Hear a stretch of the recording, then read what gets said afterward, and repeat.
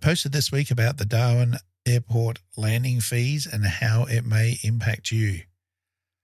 We're also going to talk about the Australian Aviation Awards and a couple of other things. All that and more coming right up. So strap in and let's get into it. Good morning, 7614, 95 Mallow, 7 PAB with altitude. Coordinating, Halo and runner, bank, balance, bank pressure rolling to 30 degrees. That's 30 degrees there. Stand by, star 9000, 1013, KFR 25. G'day everyone and welcome to episode 173 of the Flight Training Australia podcast. Podcast all about flight training and flying in Australia and beyond. G'day, I'm your host Trent Robinson and thank you for joining me. Well, that was a longer break than I anticipated. First week was just hectic. Second week, just probably slightly less hectic and just all too late. And then last week I was all ready to get ready to deliver something and talk to you all. And we instead, unfortunately, lost our dear dog. And that was the end of that one. So, it's been a bit of a miserable week. But anyway, we are picking ourselves up and moving on, as we all do when we lose a loved one, be it an animal, a pet, or a family member. Look, the moral of the story on that one is don't waste time. Make every moment count with those you love and enjoy the times that you have together. Very easy to underestimate the joy and love that animals can bring to us. And our little one, Lily, was all very sudden, very quick. But we'll pick ourselves up and move on, eh? The Australian Aviation Awards for 2025 have been released. And, the finalists have been released. And there's some fantastic new names that are showing up. And I'm also very pleased to announce I have been made a finalist in the Aviation Safety Professional of the Year Award for the podcast. And also new category this year, the Flight School of the Year Award, which is fantastic. So I'm very much looking forward to heading over and seeing what happens. So that'll be on August 14th over in Sydney.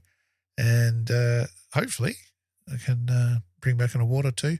And more importantly, though, go and meet some awesome, amazing Australians doing amazing things in the aviation sector.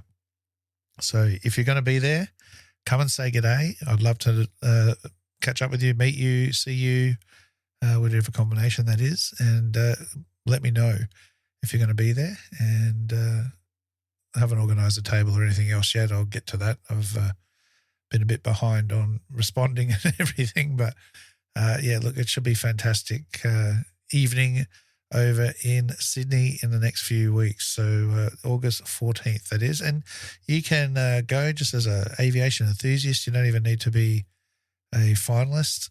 It's a great night to meet others in the industry and run into faces you haven't seen for a while as well. So definitely worth coming and checking out and celebrating everyone's achievements for the year. Been getting a stack of emails just asking about availability of things. Look, it's very full. What I have started to do is run the GA transition course in groups of 3. I am limited in my space, unfortunately, at the moment. So I can't really fill a full classroom full of people, but I'm working on a strategy for that. But I do have some openings coming up later on in August.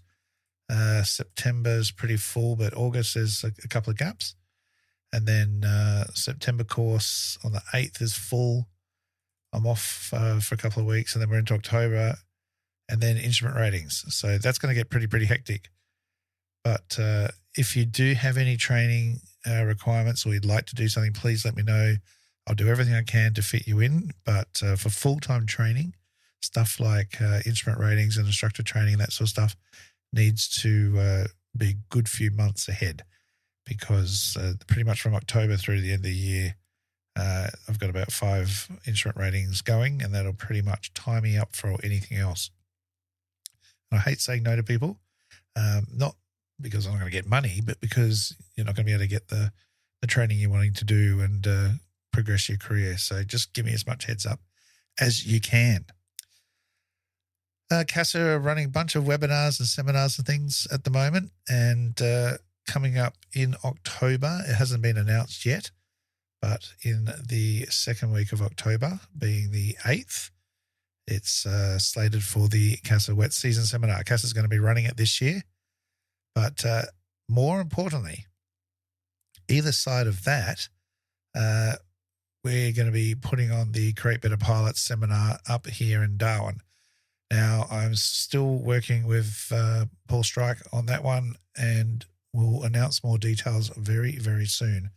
But put in your calendar for the 8th, 9th, and or 10th of October. It's going to embrace the Wet Season Seminar, and it's going to be an invitation for senior pilots, heads of operations from flight schools and HOFOs down south that want to come together to really workshop and talk about the current standard of commercial pilots, get some first-hand feedback, to have a first-hand look at Darwin and the GA training environment, and what their students are going to be coming up and actually doing, so you can better understand all that. We're going to be doing some other workshops and things. There'll be some guest speakers, and we'll also be looking from a charter company point of view, the 119 check and training process, and how to actually do a proper operational proficiency check, and ideas and ways to make it meaningful. That's just a very brief summary. It's got to be absolutely jam-packed. There's a lot of excitement with operators and organisations that I've spoken to about it already. But keep an eye out for that one, and I'll definitely let you know when that is officially on the cards, and how to book tickets and all that sort of stuff, so you can come and join us. All right. I don't normally get political on this podcast, but the things that have been happening in Darwin have been quite disappointing.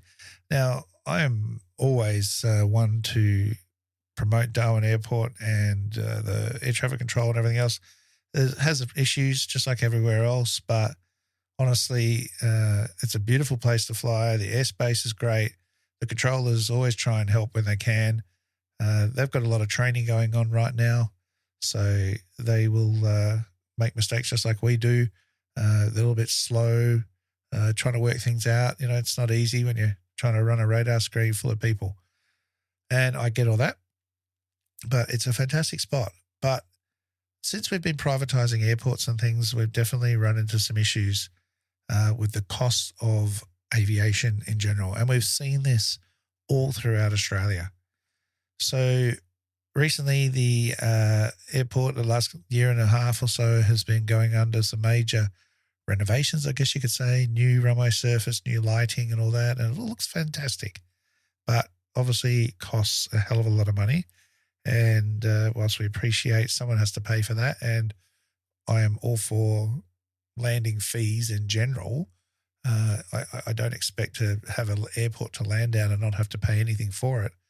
But there comes a point where the price of that landing starts to become a bit ridiculous.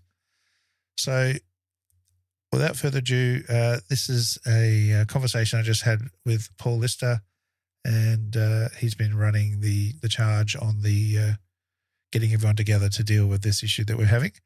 And I want you to listen to what we talk about, not just as far as Darwin's concerned, but think about it from your local airport as well, because this is a real issue. It's happened at multiple airports already, and it's catching up with me here in Darwin, and we definitely all need to unite together as aviators to ask for a fair go. Okay, so a little while ago you would have seen I posted some information on the Instagram and Facebook about the landing charges at Darwin Airport. And we all know airports have to charge for usage and fees and everything else, but there's something fairly unique going on at Darwin at the moment with the new runway works that have been happening the last couple of years, and now the costs of that installation, a fair bit of it being passed on to the GA airline and civilian airline side of the airport users. So just to help get some facts out and talk about the issues a little bit more, I'm joined by the CEO of Chart Air, Paul Lister. Paul, thanks for joining me, mate. Hi, Trent. Good to be here. All right, Paul. So look, I obviously found out about everything by you really contacting me and the other operators. And I'm not on the Darwin Airport email chain, as it turned out. I've now rectified that. But do you want to sort of just go into a bit about what's going on at the moment and the history, and we'll work through it from there? Yeah, absolutely. So Darwin Airport reached out to some operators just before Christmas last year. We actually found out about it just by chance. We found out the day that a briefing was being held, and we made sure that we had a representative attend that session. And in the room, there were only 2 other operators when we attended, and that rang some alarm bells with myself, particularly around the content that was delivered to that so-called consultation meeting. And what Darwin Airport presented in that meeting was that they were planning to increase landing fees by 114% for general aviation users. And in fact, the general landing charge for all operators would increase by 114%. And they claimed that the increase was required because of the runway works that have been completed over recent years, and that the airport had to recoup their money. And so what happened after that meeting is I started to find out that other operators weren't aware of what was going on because they hadn't been notified by Darwin Airport, or they hadn't heard from them. And what I did is I made sure that all the operators were aware by bringing them together. Because it's an issue that affects the whole GA industry, I thought it was really important that we all got together, understood what the implications were for not only us, but also our customers, and commenced discussions with Darwin Airport. Yeah, well, I understand myself falling under the radar because whilst a lot of the pilots know me, I don't have my own aeroplanes, my own building. I'm sort of under the radar in that sense. But what do you think so many or so few people knew about it? Was that they weren't really understanding the scale of what we were being presented with, or were they just not on the contact list at all? To be honest, I think it was probably a combination of things. And what we found is that the contact person at Chart Air for Darwin Airport was our accounts person, because they pay the bills. And so our accounts person didn't necessarily understand the significance of the notification. But it was just by chance that I came across it through a conversation with them that it was happening that day.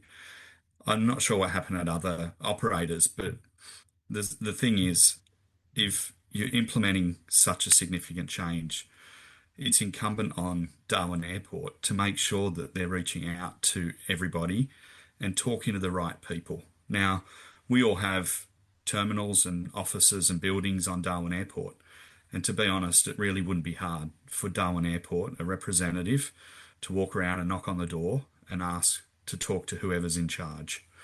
And if they did that simple step, they would have been able to talk to everybody from the get-go. But what we found is that the initial rollout by Darwin Airport was handled very poorly. Yeah, I understand that. And I think I was at the security office trying to get all my airside stuff sorted out, and a significant non-aviation operator at the airport was finding out they were about to be limited and restricted in all manner of ways, and they were told that they'd been consulted, and exactly that. I think whoever you're talking to is not the person you're supposed to, and most likely it is going to be accounts. So how much is the civilian side going to have to sort of bear the cost of? And I know that we were looking at maybe some negotiations with Darwin Airport and ADG who are going to be looking after the funding or responsible for the funding. But what are we going to be lumped with, and what sort of responses have they had to some of the proposals we've tried to put forward? So what's happened over the last few months is that the joint GA group, which consists of around 15 to 20 operators or interested stakeholders, have met with Darwin Airport several times, and we've also exchanged correspondence. And what Darwin Airport said to us is that they're open to negotiate on these price increases. And what we found out very quickly after our first meeting is that their actions didn't match their words. So we would go to these meetings. The GA group was proactively looking to identify alternative solutions. Some of those included a ramp up in increases. So one thing that the GA group acknowledges and has no issue with is that Darwin Airport has to put their fees up. We understand that, but the issue that we have is the manner in which they're going about it. They're giving us a 114% increase straight off the bat as a single increase. And for many of our customers, that increase is going to be very, very difficult to absorb in one hit. So what we were saying to Darwin Airport is we should look at ramping this up over a number of years. So we put forward a 5-year pricing proposal that would see Darwin Airport increase their rates over a 5-year period, but by smaller increments. That was rejected. Darwin Airport had a proposal to implement 3 different tiers of landing fees. In order to access those 3 different tiers of landing fees, Darwin Airport requires individual businesses to enter negotiations individually with them and to sign an agreement which would allow Darwin Airport to financially audit each of the businesses that enter those agreements. Now, we don't get to financially audit Darwin Airport. In fact, we don't get to see their finances, but they wanted that right over other businesses to be able to do that. So many businesses have rejected that. What was the reason for that? Why do they need to know what our bank accounts say? Well, you tell me, Trent. I'm not quite sure what the financial status of a business has to do with landing fees, but there's a lot of speculation, and I'm not sure what Darwin Airport's motivation is behind wanting to do that. Because it does seem to be, well, you're making a fair bit of coin, so you can afford to pay this much more, whereas all right, you're not doing so good, so we'll reduce the fees for you a little bit. It's not an even playing field at all, is it? No, it's not. And look, historically, every single operator pays the same amount for a landing fee at every airport around the country. Every airport operates the same. It's a per tonne amount that each operator pays depending on the type of aircraft that they're operating. And the basis for that is the amount of impact that the aircraft has on the infrastructure. So if you're operating a smaller aircraft, which is lighter, you don't pay as much because the wear and tear is not as much on the infrastructure as a large jet, for example. So there is some methodology and sense behind the per tonne landing fee. But with Darwin Airport, the way that they would want to impose the tiered pricing structure is not on what type of aircraft is being hired, but rather who's hiring the aircraft. So the top tier, the most expensive tier, would apply to government flights. The middle tier would apply to long-term commercial contracts, and the bottom tier would apply to community flights. So if you had a government minister flying in a Cessna Conquest, for example, they would pay the top rate at $77 per tonne under the new regime. And if you had a community group flying in a Cessna Conquest, they would pay the bottom rate, which is about $52 a tonne. So it's not based on the type of aircraft that's operating. It's based on who the client is that's flying in the aircraft. This is an approach that we've not seen anywhere across the country. And it's an approach that smacks of market power and an imbalance in that market power where the airport can impose different rates on different customers based on their ability to pay. Yeah. And as I said in the meeting, I just likened it to walking into Coles or Woolies, and the grocery bills all dependent on what uniform you're wearing or who you work for, and you get charged accordingly. It's just madness. And it's obviously because they haven't been able to get the government funding through other ways, so they're sort of trying to do it this way, which just has a massive impost on us, isn't it? Well, is that true? Is that true, Trent? Have they not received government funding? I actually think the contrary. I think the airports have done very well out of government funding.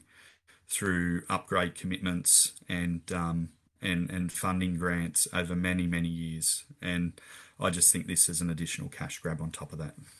Yeah. So what's going to happen? Someone asked the question, like, how long is this runway works good for? And I think 20 years was the term of use that came out. So supposedly prices should be frozen for 20 years. But what is to stop prices increasing? And I believe some form of resurface is due in about 10 years. Is that going to put the price up again? Like, where does this ever end? And granted, Well, we're talking about a runway, but we haven't even got the facilities ourselves. There's airplanes parking out on aprons. There's no real GA terminal area for itinerant aircraft. Like, what's going to happen with all that? Well, I think there's a couple of things to unpack there. One is the airport would have known about this infrastructure upgrade for many, many years and should have planned accordingly to introduce a phased-in approach of increased landing fees to cover the cost of the infrastructure moving forward. That hasn't happened. Then what we've been told is that Darwin Airport, I think the figure is around $150 million that they have to contribute to the runway works. And they're looking to recoup around $5 million a year from general aviation to cover, quote unquote, our share of usage. So I think if you extrapolate the increase of 114% over 20 years, you're going to get much, much more out of GA. Let's say they were recouping $5 million a year as a result of that increase. $5 million over 20 years is $100 million, which is 2/3 of what Darwin Airport need to pay for the runway upgrade. So they haven't shared with us the financial status or the underpinning principles of their price increase. So we don't know. And I think that's one of the big issues here is that airports around Australia, and it's really interesting because this is not just a Darwin issue, right? This is now becoming a national issue. I think Darwin has the potential to really put airport pricing in the focus at a national level. And I think the action of Darwin Airport has the potential to impact many other airports around the country, because what we're seeing through these monopoly assets is that they're privately owned. They don't have to report on their profitability or their finances. So there's no transparency. There's no regulatory oversight. The ACCC do not have any powers or monitoring capabilities on Darwin Airport. So they're essentially left to do what they like as long as the market bears it. And quite frankly, with the imbalance that exists between operators and airports, and this is not just GA, this is also your Virgins, your Qantas, Alliance, Air North. They're all in the same boat as us. You know, we just have no power, and the airports are free to do what they like. Do you think this is, the privatisation of airports? We're seeing it all over with Class D airports as well as others. Do you think there's this problem of, we've got to repair the runway, but now suddenly we've got this massive bill, how are we going to pay it? And now we've got shareholders to look after as well and make sure they get some more money. So aviation's just never going to win under this whole privatisation process anywhere, is it? No, not at all. And it's, privatisation ultimately doesn't benefit consumers no matter where it is when it's a monopoly asset involved. We can look at other industries like electricity and the like, and where it's a monopoly asset and it's privately owned, the owners of those assets will do whatever they can to maximise their return for shareholders. Yeah. And what happens in this situation with airports is it's not us that end up paying it, Trent. It's not Charter that pays this. It's not Hardy's. It's not Trent Robinson Aviation. It's our customers that end up paying these increased rates. And that's where it really isn't fair, because general aviation operations are very, very different when it comes to the economics of airlines compared to a Qantas or a Virgin. So where Qantas and Virgin can amortise or absorb their costs over millions of passengers in a large national network, you then look at the likes of Charter, and we have a limited capacity to be able to spread these charges over a number of consumers. And when you start looking at organisations like your own, well, these increases for a flight school means that one student is going to bear the cost of every single landing. So that 114% increase for a landing for Trent Robinson customers flows through to one person. Yep. How's that fair?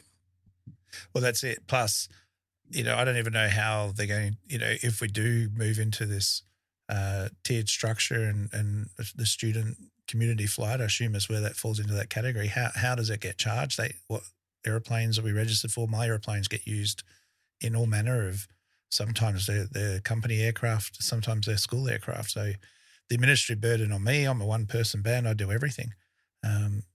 It just makes it very, very difficult. Yeah, so I guess the next question is it's Territory Day on Tuesday. Happy Territory Day, everyone, from Darwin Airport. It is. 114% increase from Tuesday.